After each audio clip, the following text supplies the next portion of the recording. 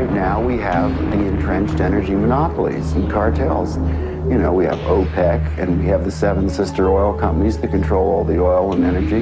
But what people have to understand is that the people who run the energy business in this world, which is the biggest business on the planet, turning over $4 to $5 trillion a year, it's bigger than guns and drugs, it's bigger than defense. They control the newspapers, they control the governments. But these companies are so big that they regulate the government, which regulates them. It's not free. Nothing is free. But cheap and efficient energy exchange is a viable concept. Now I say that everything in this universe is free energy. It's been dreamed of for hundreds of years that somewhere, someplace, as Tesla said, man will hook his machinery to the very wheelwork which drives the universe itself. The history of science is the history of the suppression of great inventions. A few classic stories. Nikola Tesla. Nikola Tesla is regarded as the founding father of free energy. His astounding developments in the generation of alternating electrical current are still being used today. His most notorious project involved the transmission of wireless electricity into the atmosphere, which allowed for unlimited power to be freely accessed by everyone. When his financial backer, J.P. Morgan, realized that this power system could not be metered, all funding was immediately withdrawn. Tesla's electrical broadcast towers were dismantled, and through Morgan's many close connections with the media and government, Tesla's career was destroyed. In 1977, Bruce De Palma unveiled the first prototype of the N machine, an electrical generator which uses rotating magnets to generate up to 5 times more power than it takes to drive it. I know about the fact that the Japanese government and the Indian government have ongoing projects to produce N machines for domestic power. My partner is Paramahamsa Tiwari, who is the director of the Nuclear Power Corporation of India, which operates all the nuclear plants in India. In late 70s, I learned from Bruce De Palma that he had carried out certain crucial experiments by rotating electromagnets. Tiwari tested a prototype based on De Palma's N machine under laboratory conditions. The results were deemed too impressive, causing disbelief and suspicion among conservative government officials and the power consortiums that backed the project. Tiwari was forced to abandon the project completely. It's a major breakthrough that will no doubt make motorists happy. And as Ralph Robinson explains, the Pentagon is also showing lots of interest in this project. U.S. inventor Stan Myers released his water-powered car engine in 1988. The Pentagon flew a lieutenant colonel in last week to look at Myers' invention. There's talk of possibly using it in the Star Wars defense program and to run Army tanks. Myers found it virtually impossible to secure financial backing after certain Pentagon officials paid him a visit.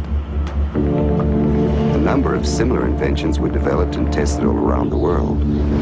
My best friend was killed over this matter. There's a chap here, about 10 minutes away from here, driving. He has been running his car on water since 1986 with the government's permission, provided that he keeps his mouth shut. And with regular intervals, using his own words, they keep warning him to keep his mouth shut. One of our colleagues who have been running car on the water for the 10-year period now, he reckons that it's 26 times more powerful than petrol.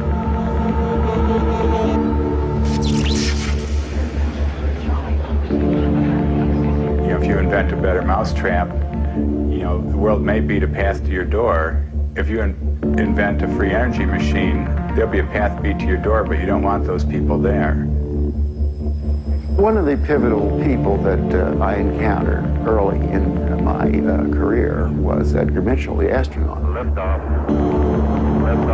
Edgar J. Mitchell, an Apollo mission astronaut, founded the Noetics Institute in Southern California. The Institute's charter was supposedly to develop alternative energy systems by attracting inventors from all over the country. Mitchell became extremely interested in De Palma's N machine. He made De Palma a paltry offer to buy out the invention, which De Palma naturally refused. He said to me that if I ever tried anything on my own in California, I would get my head blown off. So I was scared to death. The CIA operates through various very innocent-looking fronts to find out what people are thinking and what they're inventing. Now, what's more innocent than a benign institute founded on transcendental principles to help New Age inventors bring free energy into the world? And that situation still exists in the United States today, where a person that really understands what's going on just can't get their idea out because the alternative science and medical fields have been co-opted by the intelligence services. And he converted this little engine to run on water. This is many, many years ago. And he used it for several years.